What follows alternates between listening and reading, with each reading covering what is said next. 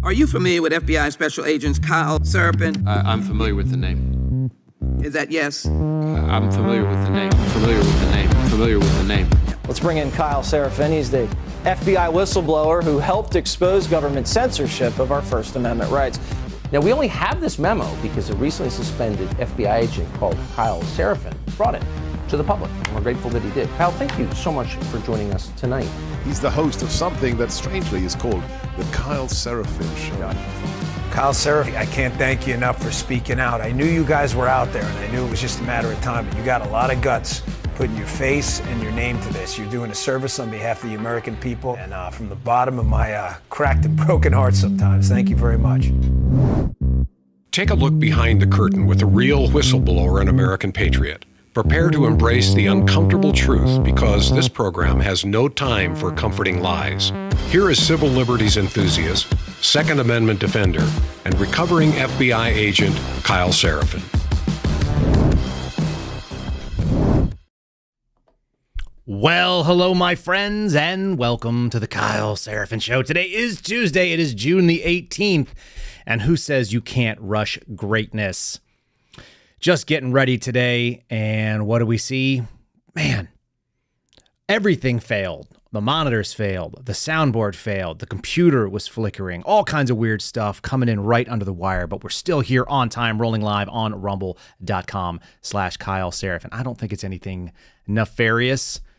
I don't think it was anything shady going on. Sometimes your computer just needs to take a break for 90 seconds so I can turn it all around. If you are not on rumble.com/Kyle Seraphin, you are missing out on the live chat, which is going out there. And you know what, folks? I forgot, well, let's say just I ran out of time to load and share this episode. So if you'll do me a favor, if you're watching us live right now, if you're watching us tape delayed, go out there and share this episode with the folks that you are watching. We crammed a lot of material into a very short amount of time. We're going to try to get it into an hour here for you, and I want to get started right away. In fact, we were so tight on time this morning that I was unable to even look at the loop, which I'm going to do right now with you. Go to catholicvote.org. If you want to get the loop, sign it up. Let's see what's going on with today's loop. Tuesday the 18th says, Judge blocks Biden LGBTQ rule in 6 more states. We are now expanding that temporary injunction on this garbage Title IX change. That's all good news.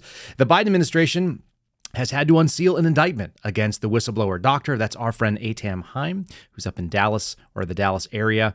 He is facing 4 counts, and I read this earlier, so I know this, not this particular story, but he's facing 4 counts of violations of HIPAA, which will be an interesting thing for them to prove.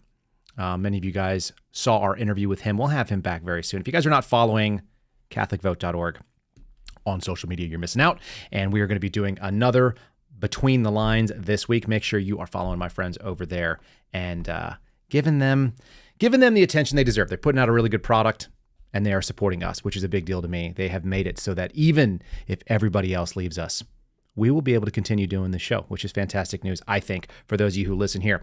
All right, I'm going to dive right into this, folks. We got a lot going on. We got a lot of threats that are happening in this country that are not being paid attention to. Yeah, we've got a president that doesn't have a mind that works very well. Yes, we do have a guy that's sitting in the Oval Office that occasionally freezes. We have a left-wing media that is running cover for him, and they're trying to act like this is not so. We're going to debunk some of that stuff. So the things we're talking about today are going to include things that did happen that the media says did not happen. This is almost like one of those Jeopardy boards, right? We've got the Streisand Effect, which I want to break down not only because of what it is and what it historically is, but because Barbara Streisand actually had a play and actually did a Streisand Effect on us now. That's actually really, really funny. We're going to talk about FBI crime statistics, the fake investigations that the FBI is doing, and how they play together, which I think is a worthy topic. And then lastly, something that blew my mind apart this morning and is why we have the thumbnail we have today. Apparently, that I in DEI is a push for inclusion, and it's not based on whether it benefits society. It's this bizarre narcissistic push to benefit the individual at the expense of society. I think we all have sort of seen that, but this example of what's going on with blood banks and a story that I just saw on ABC, this is not a new ruling per se, but it is a bigger push to normalize the giving of blood by gay men who have the highest potential of being infected by HIV/AIDS.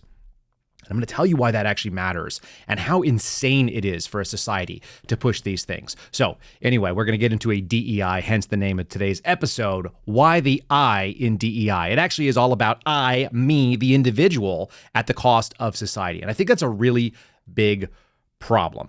First, we're going to get into stories of the news, and specifically this newsman. This is written by Joseph McKinnon over at The Blaze. Good story written yesterday, talking about the dangers that we kind of touched on a little bit, which is this judge in Nashville attempting to engage in what's called prior restraint, which is stop the media from reporting on information that they have. Now, interestingly enough, most of the free press were not talking about this. And that's problematic. The people on the political right, particularly the sort of independent conservative organizations, Blaze, Daily Wire, and so on, had a good sort of thumb on this pulse. But why was the larger media not? And I think it only plays into our understanding that our media is captured by trying to get access and trying to allow the government narrative to be pervasive because it benefits them in the long run. They get less government oversight. They have less regulation as long as they don't piss off the hand that feeds them. And the hand that feeds them is our federal government. It feeds them crime statistics. It feeds them members of Congress to be able to come and do interviews. It feeds that 24-hour news cycle.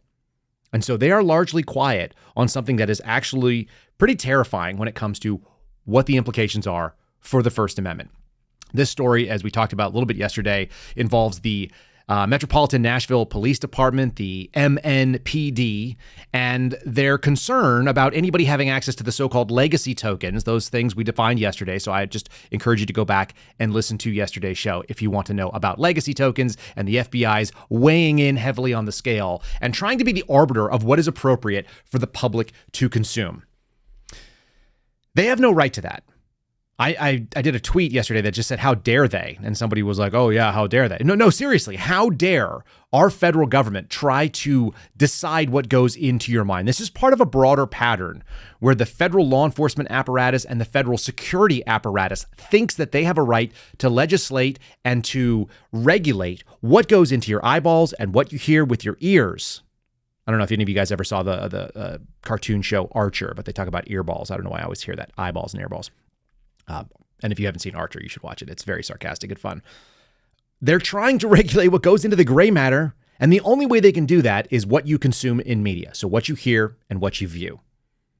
We know this is the case because documents have proven that CISA, the Cybersecurity Infrastructure Security Agency, so good they named it twice, right, with the word security, they want to regulate cognitive infrastructure. They said, well, infrastructure is in our mandate. How do we handle what's in people's brains? We'll call it cognitive infrastructure. That's the stuff between your ears, folks, the gray matter.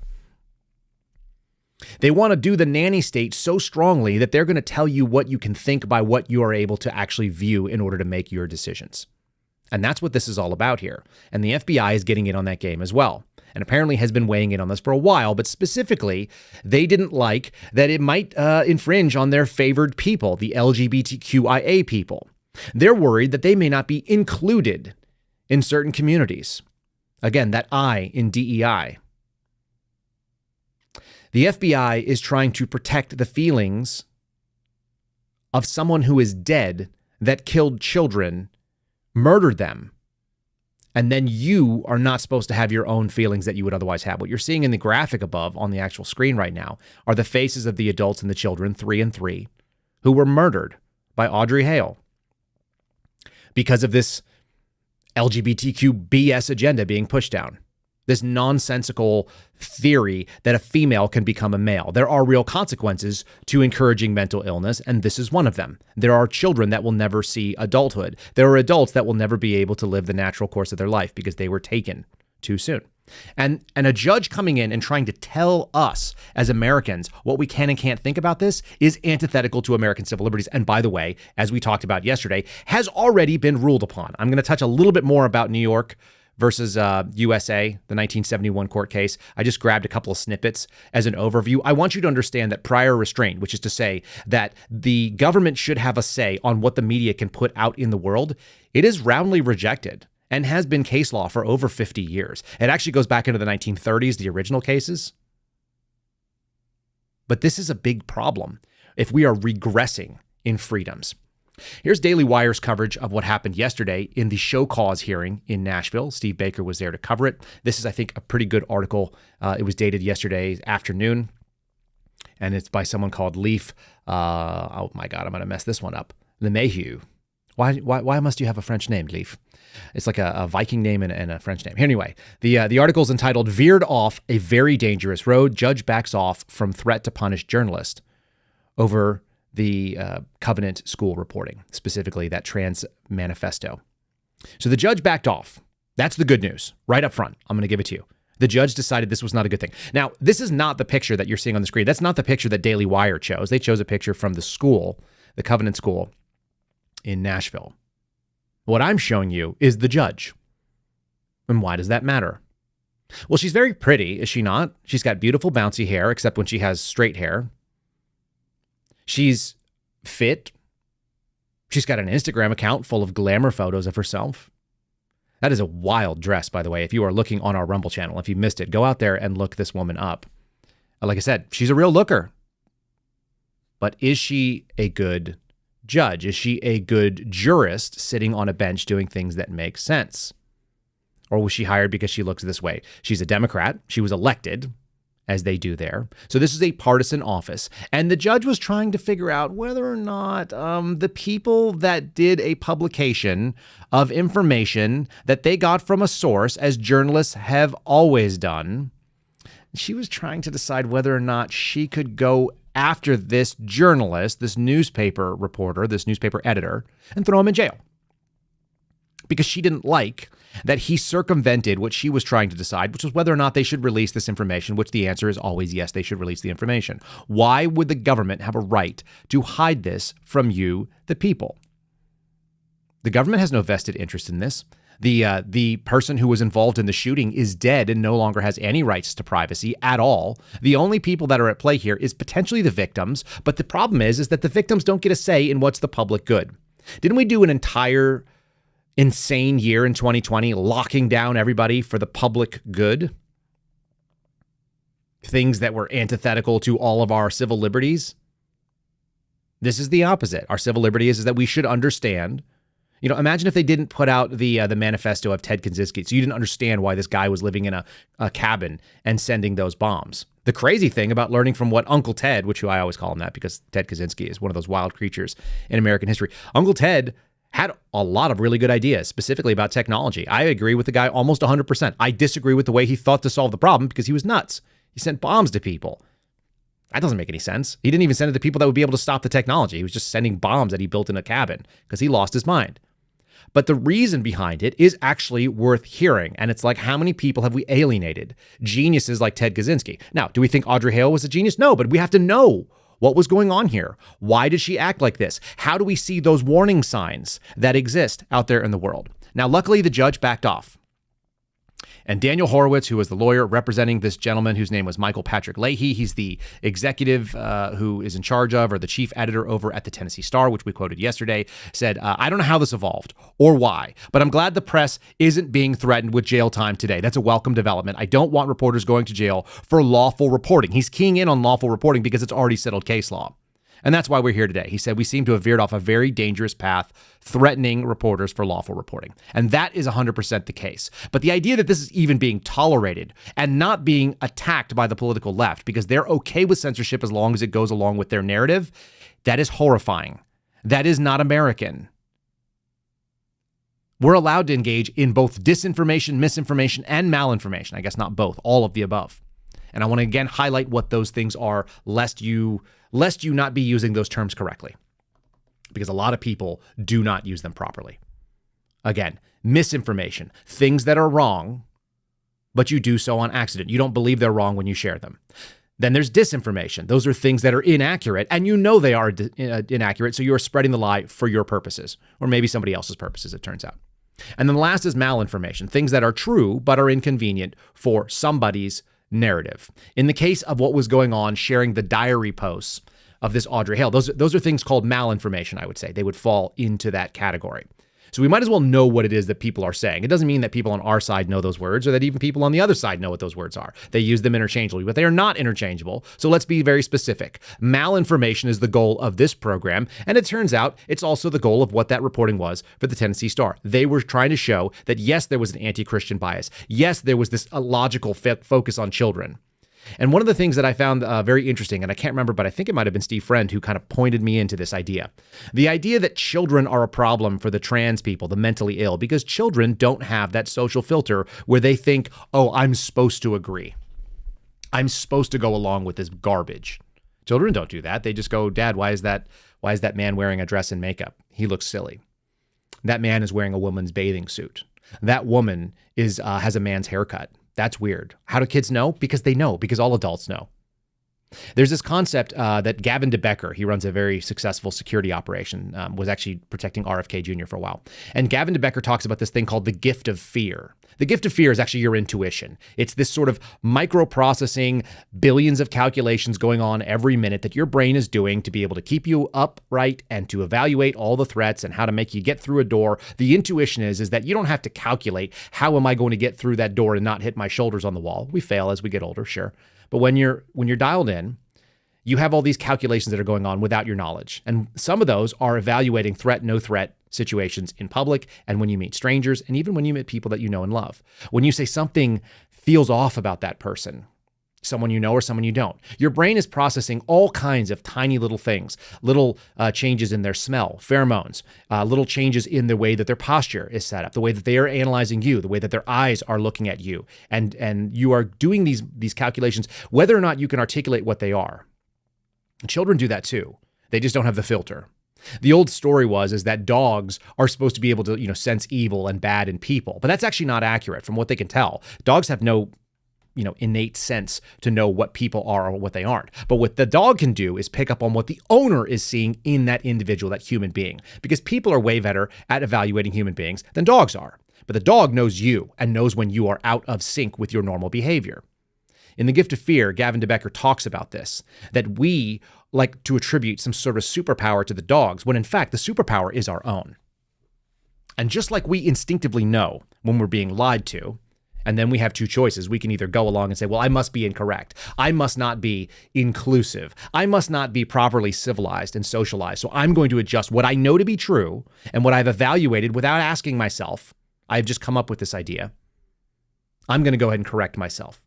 Sometimes we're right and sometimes we're wrong, but your intuition tends to be, if it's properly tuned, very accurate about what's going on.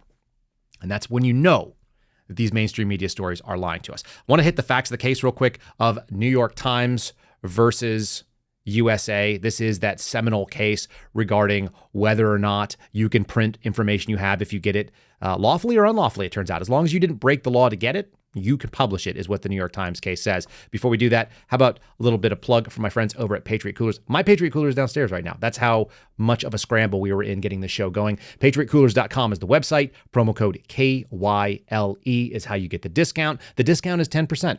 You get 10% off, and you can also customize your tumbler to your liking. Whatever it is that you want to show out there in the world. Maybe you want to get one of their stock images that shows an American flag. Maybe you want something with an axe and a shield that shows like a fire department, public safety type thing. Or maybe you want one of the suspendables, upside down flags, the last line Substack rifle. You want to get the Betsy Ross badge and stars. You can do all those things at patriotcoolers.com. Hit customize, hit stock images, and scroll down to the tab that says suspendables. Many of you guys did that last month, and many more doing it this month as well. Patriotcoolers.com. If you're looking for a custom tumbler, $50 or more, you're going to get free shipping. So don't cheat yourself and pay for something when you can basically get half the next cooler or tumbler off. You might as well. Yeah, and then use our promo code KYLE at checkout. Save yourself that money. I like that I see this in the chat right now.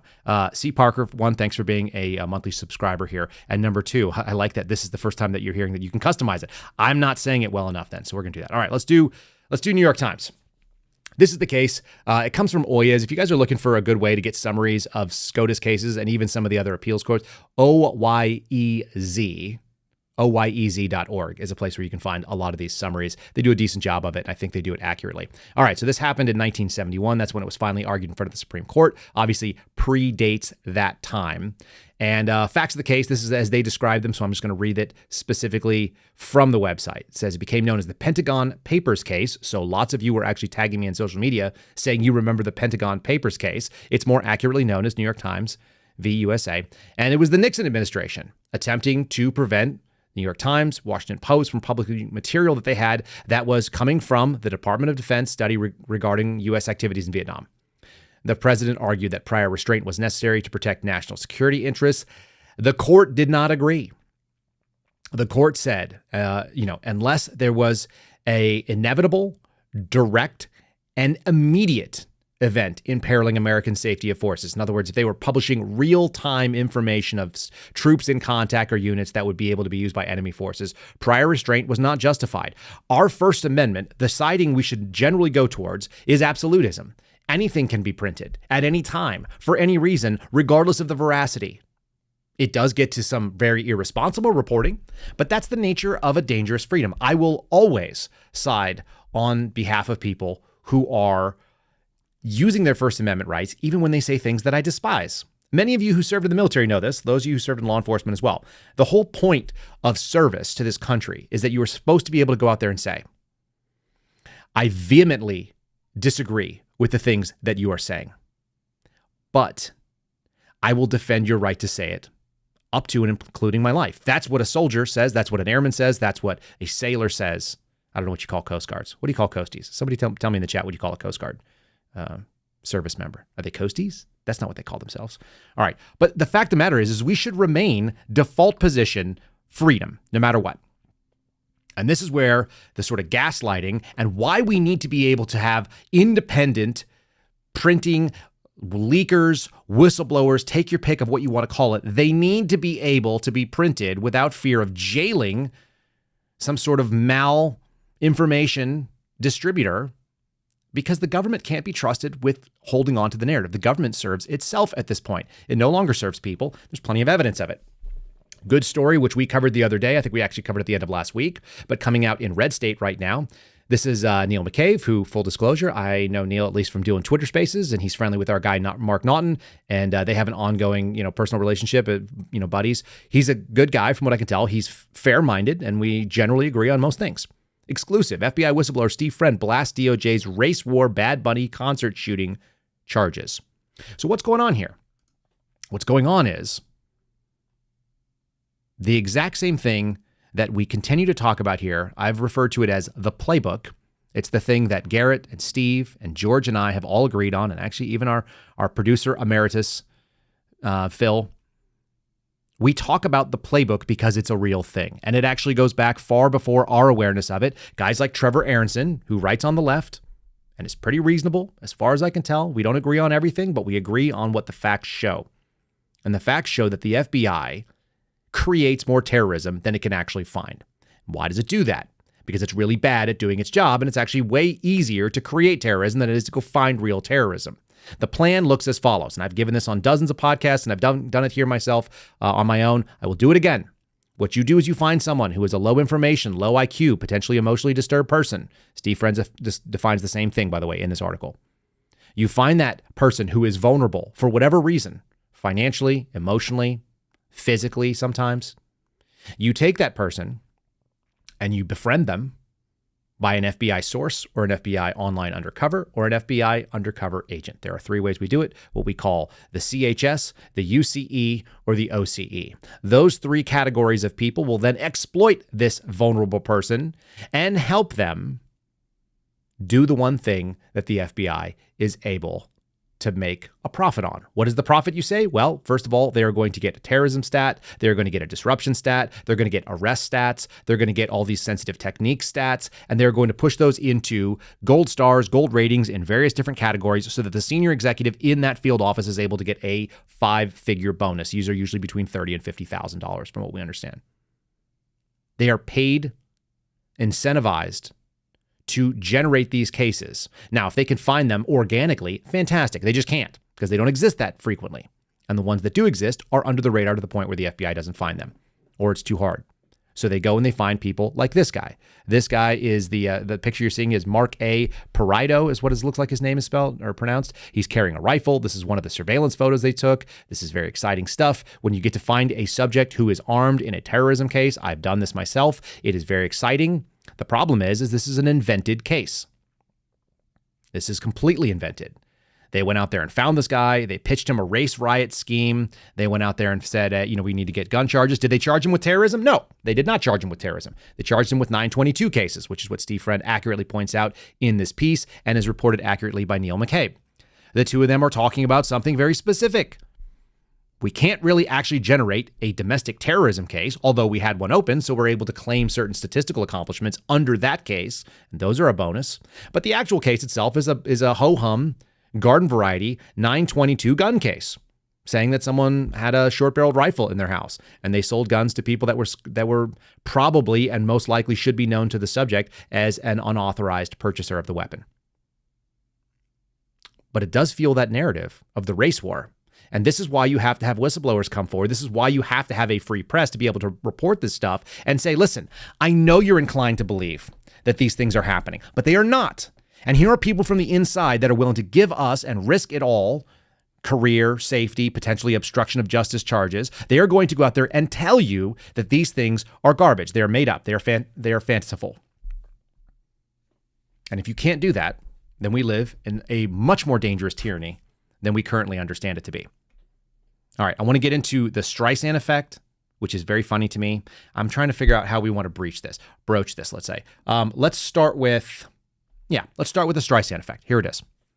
The Streisand Effect, you can find it on Wikipedia. You can look it up in Google and get a sort of decision on it. It all relates to the photograph that you're seeing on the screen right now. That photograph is a picture of a sprawling mansion, photograph taken in 2003 by some sort of drone or helicopter footage, talking about coastal erosion in California, near Malibu.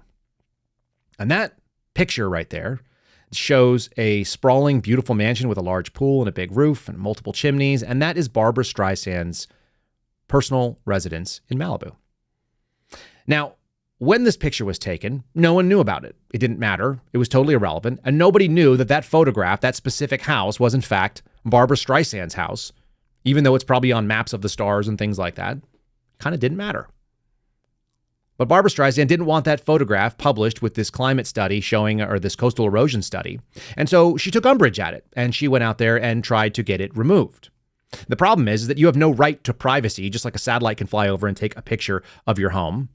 So the Streisand Effect is when you say, hey, I see this totally non-issue, and I'm going to call attention to it because I don't want it. I know that I have this knowledge that that is my home, and I don't want people to see my home. So she said, hey, take that picture down. That shows my home. And then everybody picked up on the story. That's Barbra Streisand's house. And it became very, very famous to the point where they've actually coined a term, the Streisand Effects, is unintentionally, it's the unintended consequences of attempting to hide, remove, or censor information that actually makes the public more aware in the long run. Now, some censorship is very successful. Hunter Biden laptop type stuff. It's only when they have the pervasive means to actually go out there, reach out and grab and squash the story at the source where it should be reported. But if the news media is doing their job, then everybody knows about it. And everybody on the political right actually did, in fact, know about the Hunter Biden laptop. Everybody except FBI agents and Democrat voters. Sometimes that is a overlapping circle. Sometimes it's not. It just means that they're dumb. But if you're not paying attention, if you're not curating your own news feed, then you're not going to know about these things. So the Streisand Effect is a real thing. And amusingly, Barbra Streisand actually got in on the act of the most recent evidence of the Streisand Effect, which I think is really fun. Let's start with the story. I'm going to let CNN tell you the story. I'm going to show you the New York Post version of the story. And then we're actually going to cover the Barbra Streisand part of it, which is actually very funny. Okay, so CNN, they're going to run cover for Biden. That's what they do. We don't expect anything less. But let's get into who they quote as their sources and why this thing ended up going the wrong way. Tonight, Barack Obama's camp firing back after widespread claims on the right that he needed to lead President Biden off stage after Biden appeared to freeze up at the end of a weekend fundraiser in L.A. So Eric Schultz is a senior Obama advisor, and he has put out a statement saying, quote, this did not happen. Now, this is in response to a tweet by the New York Post, which is pushing the claim of Biden freezing up. So here is the video that the Post linked to in its article that many have seized on.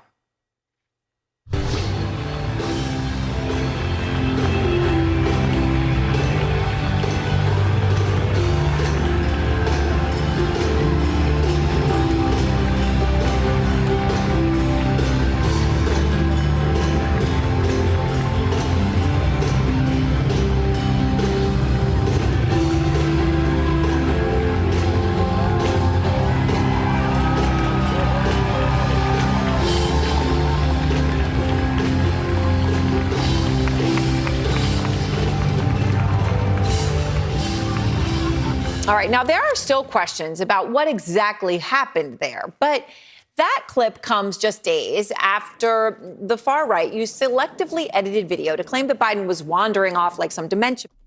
All right, the far right is making these deceptive claims, those evil people. By the way, I just read an article about how using the term far right, this comes from Schellenberger's Public. It's not part of today's show per se, but in Schellenberger's Public Substack, he mentions that the term far right is often being used now by the left-wing media in order to sort of conjure images of anti-Semitism and fascism and so on people who are basically just right of center.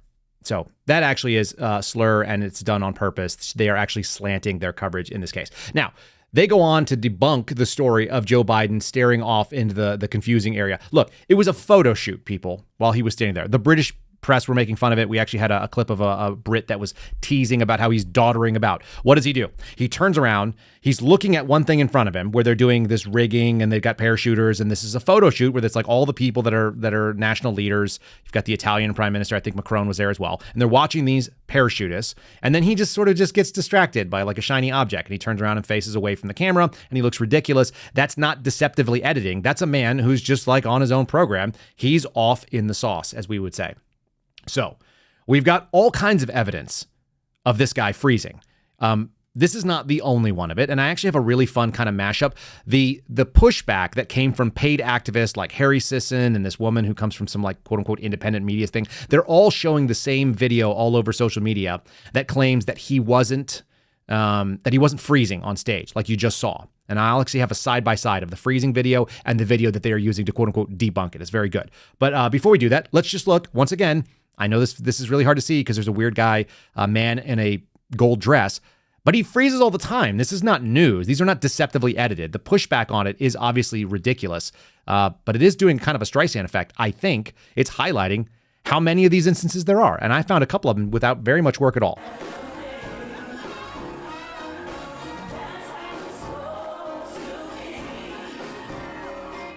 I won't subject you to much more of that. That goes on for like 30 seconds, people. There's 30 seconds of this nonsense. So the White House gets asked this question. Listen to the way that the question is phrased in the White House Correspondents' Room where they are doing the press secretary briefings. And they are doing it in order to set her up to do cover because the media is not interested in actually holding people accountable and it's not interested in asking hard questions. Their job is covering in the same way the judge's job is apparently covering, in the same way the FBI's job and CISA's job is covering for an administration that continues to fail. I appreciate that you guys know that I have your best interests in heart, and I will not show you super long cuts of Biden and a dancing black man in a dress. I won't do that to you. But this is the KJP, basically Sideshow Bob, making her argument that these are all fakes. Don't believe your lying eyes, folks. Believe what they tell you. That's the job. Here's the press covering. There seems to be a sort of rash of videos that have been edited to make the president appear especially frail or mentally confused. I'm wondering if the White House is especially worried about the fact that this appears to be a pattern that we're seeing more often. Yeah, and I think you all have called this the cheap fakes video, and that's exactly what they are. They are cheap fakes video. They are done in bad faith, and some of your news organization have been very clear, have stressed that these the right wing critics of the president have a credibility problem because of the fact checkers have repeatedly caught them pushing misinformation, disinformation, and so we see this, and this is something coming from your part of the world, calling them cheap fakes and misinformation. That's really interesting sourcing. I've never heard anyone call them cheap fakes. I don't see anything. I read leftist news sources basically for a living at this point. I look through all of the left-wing media, and I have never seen the term cheap fake. I'm going to go do a search on it after this show, and we'll see if we can find some example of it. I think she made that up. And then she did like an argument to authorities saying that, well, those are your words, and I'm using your words that I just made up. I think that's what's happening there. Pretty wild. But as promised, I told you I would show you how the Streisand effect works in real time with none other than Babs Streisand. So that pushback that you heard on CNN was Eric Schultz. He's an Obama propagandist. He's 34,000 followers, not very big on Twitter. You know, bigger than many, but not that big in the sphere of things. Not compared to a Barbara Streisand, who has real reach and clout. Now, a lot of people did the same thing that I did, which was recognize Chris Rufo being one of the best. They recognize the Streisand Effect by Barbara Streisand in real time, because what Barbara Streisand says, not that this didn't happen, she wrote, "The New York Post is printing lies about President Biden. No other media outlet should amplify its disinformation. That makes us all, as contrarians and Americans who don't like to be told what to do, want to amplify it." When I saw this post yesterday, it had 173,000 views. It's now up to 2.3 million views. Barbara Streisand actually executing yet another Streisand Effect. Very, very funny. And another little piece coming out from Red State kind of highlights on some of the things. Don't forget your lying eyes, right? Like, don't believe what you think or what you see. You're supposed to actually take the narrative. And then you notice how she conflates mis and disinformation, because she probably doesn't have a real good grasp on what those things are. God forbid you just listen to the man in his own words. This is one of those cheap fakes, I guess. This is a cheap fake video of the man saying the thing that the man would say, because he's a confused old guy sitting up on a stage with Barack Obama, who looks horrified. As usual, he's very, very concerned that somehow his legacy is going to be tainted by this babbling old fool. And that's what this fool says. End of the day, we got a 3-year difference between Biden and Trump when it comes to two guys who I think are too old to be in office. But the activity level and the cerebral capabilities is not even in comparison. Any of you know who's been around people that are in their 90s that are sharp and they are witty and they are clever. Maybe their body is starting to go the way of the age, but their mind is sharp as a tack. We always describe those things, right? They're still not as sharp as they were when they were 40 or 50. Let's be totally realistic. They slow things down. But with age can come wisdom, and that's always good. And if you're still sharp at that age, it's very obvious when you are sit side by side with your peers, where your skin and your hair and all the body parts sort of look like you should be in the same category. But the mind is infinitely sharper. You can see it in the eyes. It is that like gift of fear moment, that intuition where you can literally look into people and go, there's nobody there behind those eyes. And Biden does this all the time, where he just tards out. I don't know anything else to call it. He just has this reboot, and you guys called it the robot Biden failure, when the program stops running. And here's one of those moments where he's just babbling to try to get words out. He's going to say numbers. The bane of Biden's existence is actually saying statistical numbers. He's 100 trillion, billion, millions, trillions. So this is him saying 50 million, but apparently he means 15 million, but that number is also false. I'm just going to give you, don't believe your lying eyes, but here's what Biden did on stage at that fundraiser. And guess what? It's growing. The economy's growing. People doing better. We have the lowest unemployment rate in 50 years.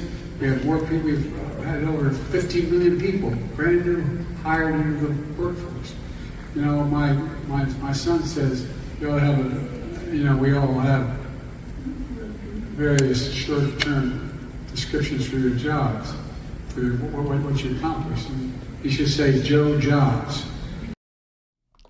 Joe Jobs. I don't think that's what he was talking about with the Joe Jobs. I think he was talking about something else, and the wires got crossed. The confusion is there the entire time. If you guys watch, I don't even watch Joe anymore. I just watch Barack Obama, because that's actually really fun. And Barack is going like, oh, shit. You could just see that look on his face, like, is he going to be able to pull out of this tailspin, or am I going to have to tap on the shoulder and take him off? Are we going to have to do a diaper change? And you can tell that it's there. It's dark and it's obvious. And he looks very, very confused about it. But I don't know what a Joe job is, but apparently a Joe job is something that Hunter Biden has come up with. A Joe job might be a job that you get when you have no qualifications for it, and they just pay you a ton of money because your last name is not Joe, but it's Biden. Maybe that's a Joe job. In any case, how about this? He's talking about how awesome the economy is. In contrast, we immediately have this fun story over on CNN's travel. By the way, they're always contradicting themselves on their own page. It's my favorite. Amazing economy. Biden is doing a great job. Everybody's getting all these things. 15 million new workers. We covered this the other week. I think last week alone. We went out there and covered that a lot of those jobs, it's like a 4-to-1 ratio, are being gained by people who don't have a legal right to be in this country. Oops. And the one part of it, so 1 million versus like 3.5 million, that 1 million or sub 1 million number are American workers who are basically regaining their COVID positions, their pre-COVID positions. Total disingenuous push. But you want to know if things are good? How about this one? That European vacation that you've been fantasizing about. I just thought this article was too funny not to include, so I'm going to share it. A weaker dollar. Wait a minute. I heard we were doing great. Skyrocketing prices. What? I thought the economy was doing really good. And a record, quote unquote, record visitor numbers. Are those the illegals there too? Good luck in Europe this summer. It's an entire story about how travelers are running around in Europe making a mess, and things are looking chaotic because things are getting too expensive. Hotel rooms are like gold dust. The dollar has slipped against the pound and the euro. But what about our really strong economy? What about the Joe jobs, y'all? Yeah, how many of you are actually contemplating going on a European vacation at this point? How many people are able to afford such a thing? It's so funny to me. But anyway, this is the best when the media actually checks itself in its own publication, because some things are worth covering on. And apparently the travel people didn't understand that there are implications in their travel section about the politics section, which is lying to people. So they can't help it but push this stuff out. It's very fun for me to watch because you can see it in real time as you scroll through a lot of this stuff. And that's what I do. I just go looking for inconsistencies on a daily basis so that you're armed with them when you walk out there. So that cognitive dissonance that they should have is something that you can point out when you want. Do it in a polite way, by the way. Just do it in a totally questionable, Socratic method. You're just going to ask questions. If you want to debunk people's lies, it's way easier for them to do it to themselves. And you do that by asking questions about, hey, can you afford a European vacation this year? What have you heard? Oh, have you looked into flights? Man, it's really expensive to travel. How does that jive with that high yield economy that's doing such a great job in putting everybody back to work? If everybody's back to work, why are the prices so high? Why is the dollar so weak against other currencies? Why are fuel costs up, and so on? Why are you having a problem affording basic things? My buddy Alpha, who does the Alpha Warrior show, told me that he pays almost $1,000 a month for his electric bill in California. That may be common for you guys out there. My electric bills are in the $250 range, and that's really high for me in Texas. And I live in a 2,500 square foot little rental house here. You know, it's not a huge house, but it's not tiny. It's no apartment. If you're paying more than that for an apartment in California, you're the one getting screwed. So we just ask these questions with basic facts like, hey, doesn't it seem like a lot of money? $1,000 a month for your electric bill? Is the economy really doing that well? Is your system really functioning that well when you're paying 4, 5x what regular people used to pay a long, long time ago? For whatever it's worth. Many of you know the answers to these. The question is can you phrase them in a way that doesn't get immediately hit with the, oh, that's a cheap fake? You want to slide under the radar of that by asking questions in an honest way, which is to say, I care about your well-being, and it seems like you're being lied to. I don't like being lied to. Maybe you don't either. Here's some information for you. All right, let's do the merch store. By the way, I haven't talked about the merch store in quite a while. I'm wearing the Suspendables PT shirt. If you guys do not have one of these, it's stenciled on the back. It says Suspendables. You'll get looks wherever you go, especially in the OD green and the gray, which look very much like the military PT or the law enforcement PT shirts I used to wear. If you're retired, if you're former, or if you're just looking for a good looking shirt to wear to the gym, you can check those out at the-suspendables.com. We can put my buddy Garrett back to work so he's not on Twitter getting angry at people like Julie Kelly. Just let's keep him in the sweatshop, the-suspendables.com. Use the promo code KYLE and you'll save yourself 10%. It's just something we do out of the goodness of our heart to keep our man working and making money for his wife, who owns the company, I think, is the way it's structured. In any case, it supports the O'Boyle family, an FBI whistleblower who is now coming on 22 months without paycheck from his agency as he fights for that same vindication Marcus Allen did. The-suspendables.com. By the way, links to all of the things we talk about in the program are always in the show notes. So if you're like, hey, what the hell was it? And like, where's the promo code? It's in the show notes. Just check that out. Very, very easy. Let's keep pushing on because some of these things are really wild. And this is another great example of lies that happen right when they happen. So I had to go actually into the NRA's website, which I don't really like the NRA very much. And I think of them as a sketchy news source at best. But this information seems pretty accurate. The state of crime, is there a steep decline or yet another Biden-esque wild story? This coming from May of this year. So not immediately this last couple weeks, but within about the last 5 or 6 weeks, we've seen the story. And this is a push that's been going on. Why? Because the FBI released crime stats. They're down across the board. You've got people that are crowing, this is great success. Joe Biden, look at him, he's fighting crime. What's the real story here? And this was brought up to my attention again by my father, who sent me a thing from ABC. It doesn't matter what news organization you go to, ABC, CBS, CNN, all of them are hawking two things that are in stark contrast. Here's another mass shooting. Guns are really bad, okay? They're always Juneteenth right now. There are these summer shootings of summer gatherings between groups of people that don't agree, that might or may not be gangs, that may or may not be all black people that are fighting each other for some damn reason. I don't know why that's the case, but it turns out to be all the time. But in the meantime, they're trying to talk about how everything is better. It's actually better. We got to tell you the lie. Let's give it to you. Let's go Karine Jean-Pierre on this. So here's the couple little quotes that are coming directly out of this article. Again, it's coming from the NRA, so grain of salt here, but these are pretty specific. It's a quote from Joe Biden saying Americans deserve freedom to be safe. And America is safer today than when I took office. That's one claim. Last year, the murder rate we saw was the sharpest decrease in history, and violent crime fell to the lowest levels in more than 50 years. Then, of course, they go highlight the thing that's the problem. The problem is that 37%, more than a third of police departments stop reporting crime data to the FBI, which is where we get these numbers, including departments like the Chicago Police Department, the Los Angeles Police Department, and the NYPD in New York. Also, other jurisdictions are underreporting because they don't give full information or they don't give full breakdowns, and that includes places like Nashville, where that judge was, and Baltimore. What does that all mean, folks? Here it is. And right when they're showing, by the way, this is a picture of like evidence tents and a bunch of brass casings all over the ground, which is pretty funny. FBI stats show a historic decline in violent crime rates, with murder being the sharpest drop. Now, they quote the Philadelphia police chief, who says he's excited about what he's seeing in these numbers, but he's also very cautious because we don't want to overstate and overestimate the direction that we're going. It's a very funny story for those of us who are paying attention, specifically because Merrick Garland made similar statements. Press release coming directly from DOJ, which I'm going to read from you right here. Merrick Garland states the FBI's quarterly uniform crime report, that's the thing they do, the UCR. It says this data makes it clear that last year's historic decline in violent crime is continuing. In the first 3 months of this year, violent crime decreased by 15% overall, and murder decreased by over 26%. This historic decrease and decline in homicides does not represent abstract statistics. These are people whose lives were saved. All right, are you ready? Because we're going to debunk it right now. 37% of these departments are not reporting. This has been an increasing trend. The question is why? Why is this now propaganda? And where does it come from? And if you can understand why, then you can understand exactly what is happening. The why is almost always what you're doing in an investigation. What is happening is sometimes very easy, but the why is what we're going to hone in on here.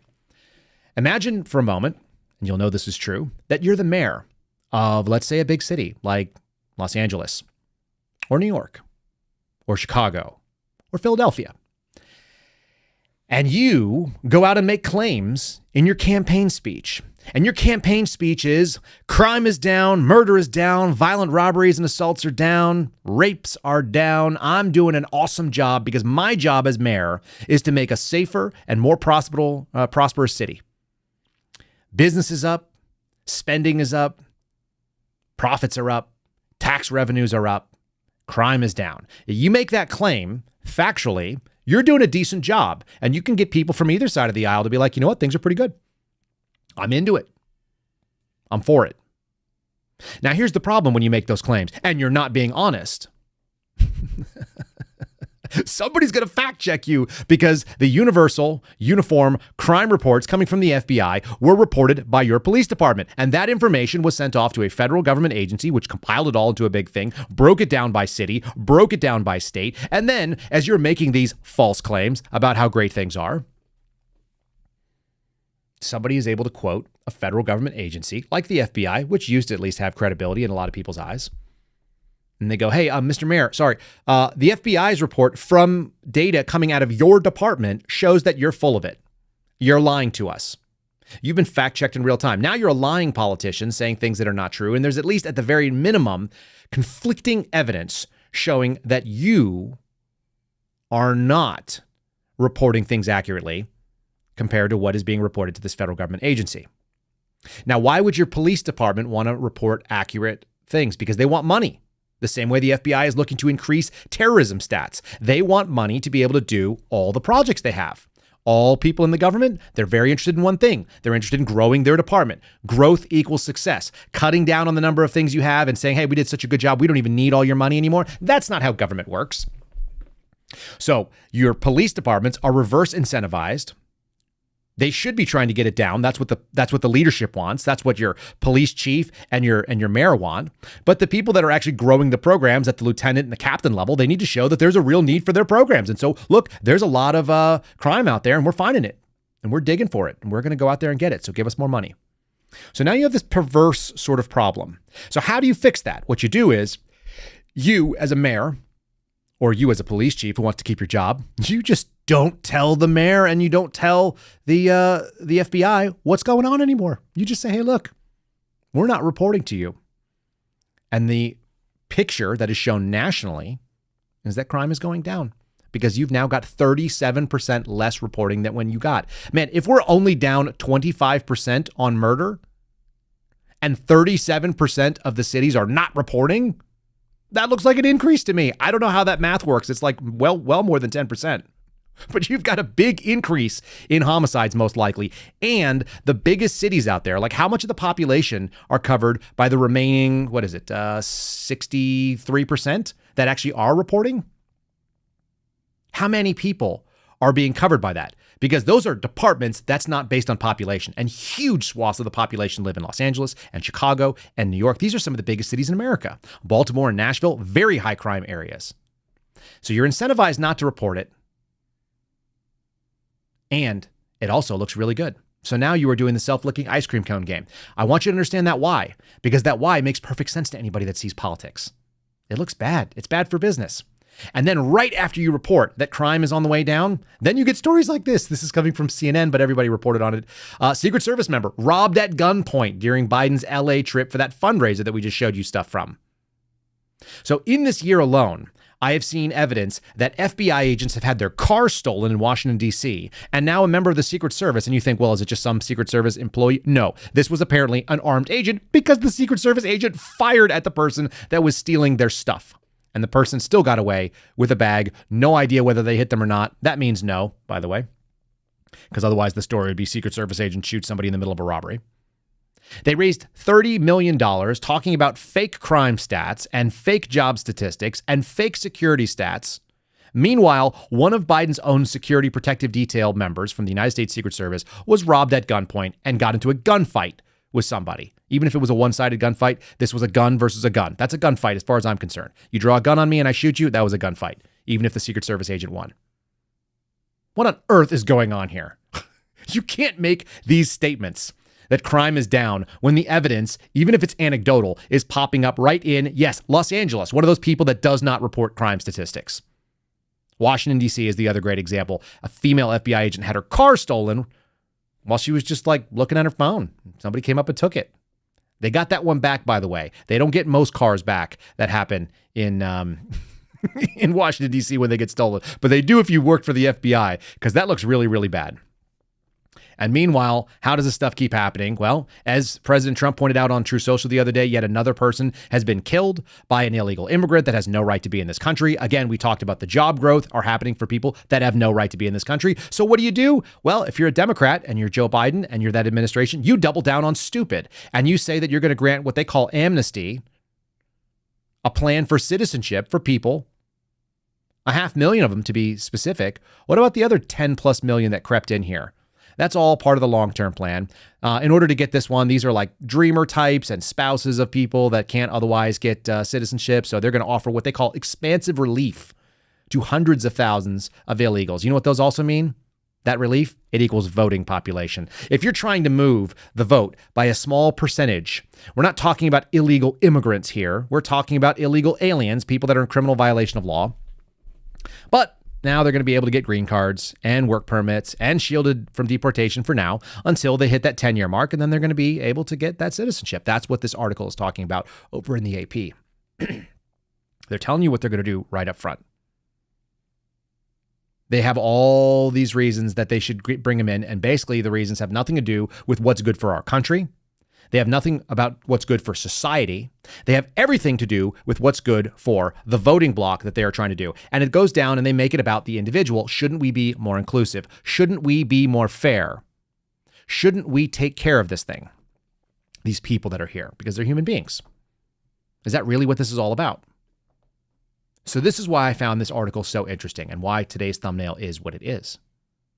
Let me just, before I pivot to that, we'll throw a quick promo up for the Matt Hat Jerky, folks. An 11-year-old boy came up with a recipe. At 18, he now employs over 20 employees at Matt Hat Jerky. You can go to matthatjerky.com/Kyle. That's Matt, M-A-T-T, hat, H-A-T, jerky, that's dried beef.com.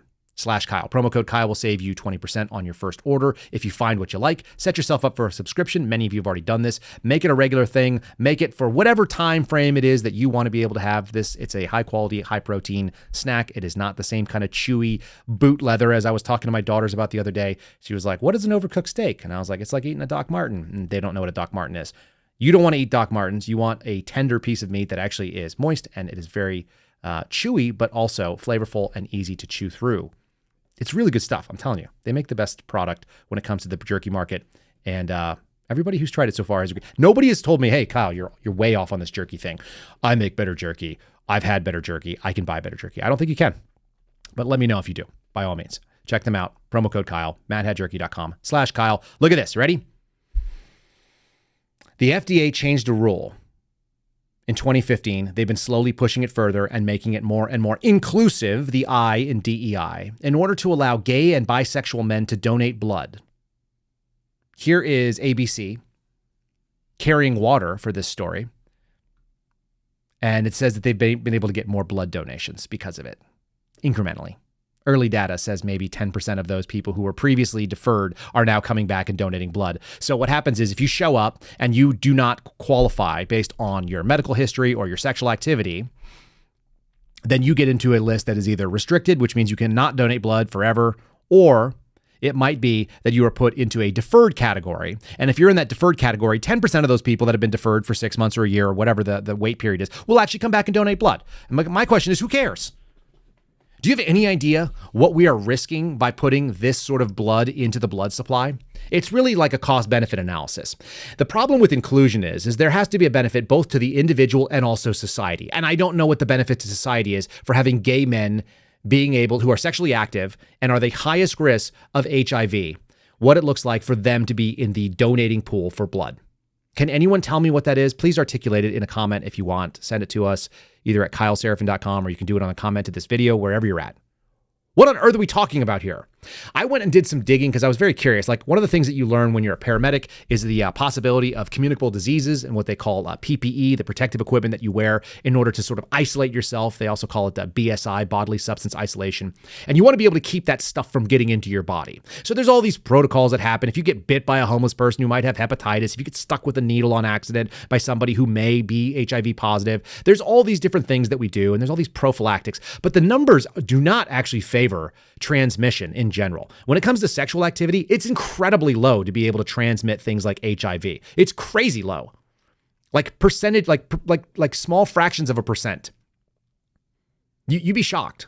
It's 1 in 2,500 instances, according to studies. So we're talking about like 0.04% transmission for somebody who, has an actual viral load, 0.08% transmission, less than 0.1%. These things are very, very low. Needle sticks, equally low. Like, they're under 2% chance. Most of them are under 1% chance of actually transferring. If you are an intravenous needle user using drugs and you share a dirty needle with somebody who is HIV positive, you have less than like a 1 in 500% or 1 in 500 chance of actually contracting AIDS, contracting that virus. It's very, very low.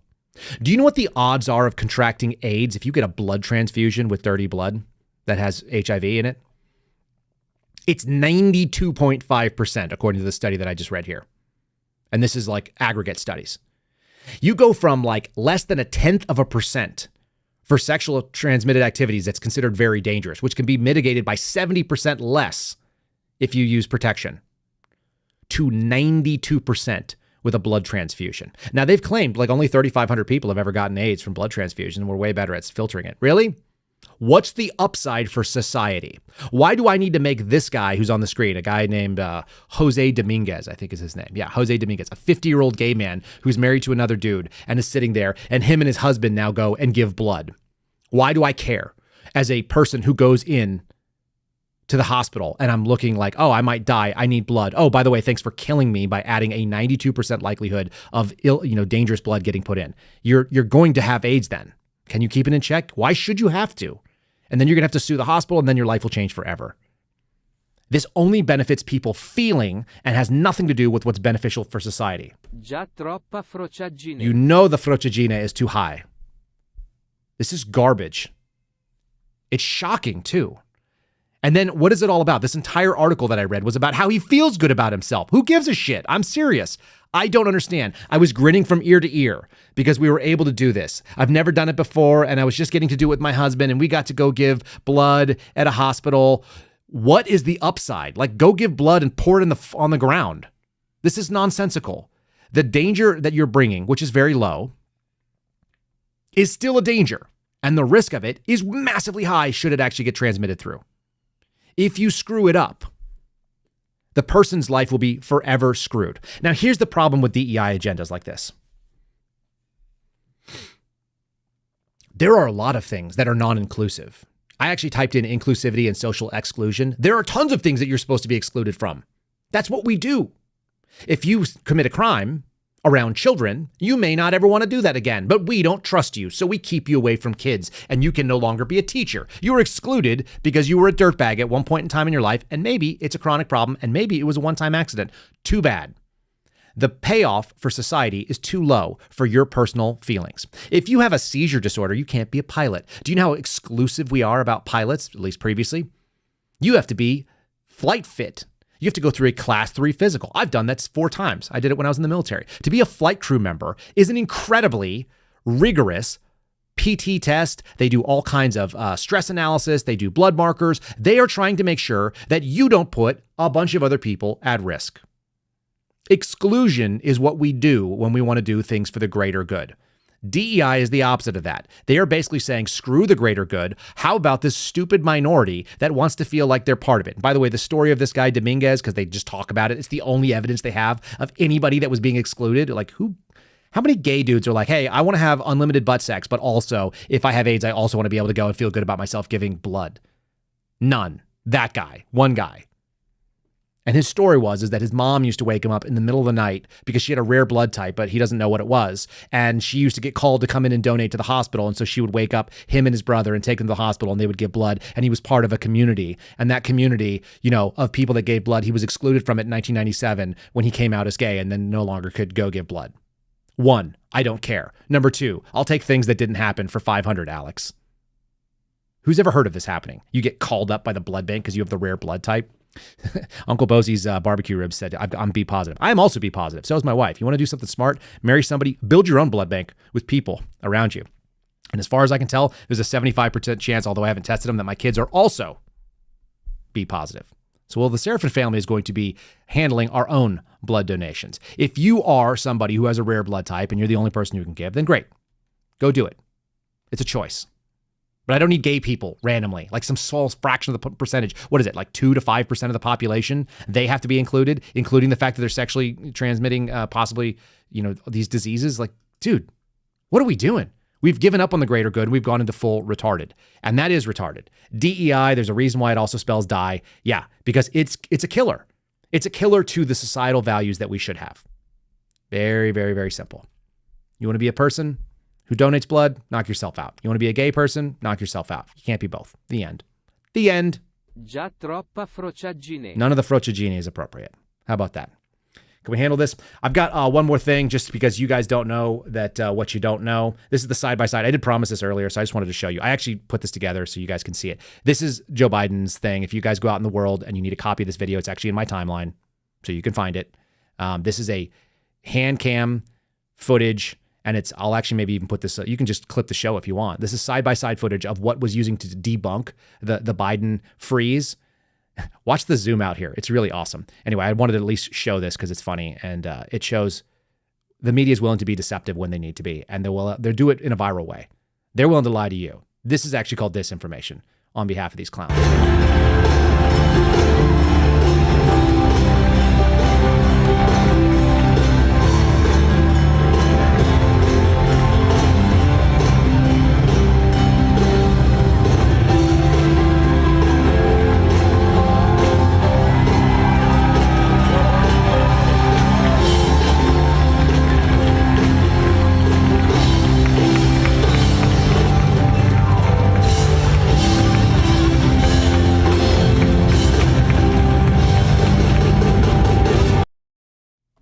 Did you see that cut? So on the left side, what you saw was the freeze. And then on the right side, what they did as soon as he froze, they zoomed out to this crowd shot to show how many people were there. I would like to sync it up. I'll probably sync it up for you guys. I just didn't have time and I didn't actually really care that much. But now I do, because the Streisand Effect has made this much bigger than it looked like originally. They were, like I said, 173,000 people. Who cares? 5 million? People are seeing it. So let's go out there and sync these things up. And I'll do that for you guys, because why not? It was a 7 to 8 second freeze. I've seen it multiple times in the chat. But yeah, that's how long it takes. Wild stuff.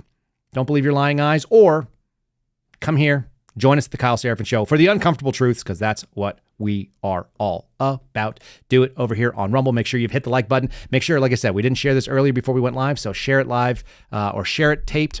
We appreciate you guys doing that. We were trying to overcome some serious algorithmic censorship, which is pretty obvious to anybody who's watching it. We've stalled out when it comes to follower growth. Even though we grew month after month after month, it all kind of like went to the free status. You guys can overcome that with us. Rumble.com/Kyle Seraphin is where the live chat lives, and you guys can push it out for us. We really appreciate you doing that. And all of you who are there this morning, thanks for being here. I'm going to give you a 5-star review. This one's short and sweet. GPS 240 says, the best podcast out there, 5 stars. I very much love and appreciate your podcast, Kyle. Keep telling the truth. 100% guaranteed we're going to keep doing it. KyleSeraphin.com for any questions, comments, sarcastic remarks. Yes, they do flow in. Yes, they are amusing. I don't always respond to them, but I do read them. And so if you guys want to make me chuckle or say something crazy, please do it. We'll see you again tomorrow. I hope you have a wonderful day. We'll be back with a Weird Wednesday. I'm confident. It's 2024 in the summer. There will be some weird stuff going on. So we'll see you then. God bless you. And we'll see you in the morning. Thanks for listening to The Kyle Seraphin Show, streamed live weekdays on rumble.com/Kyle Seraphin. Follow Kyle on Twitter, Truth Social, and Instagram at Kyle Seraphin.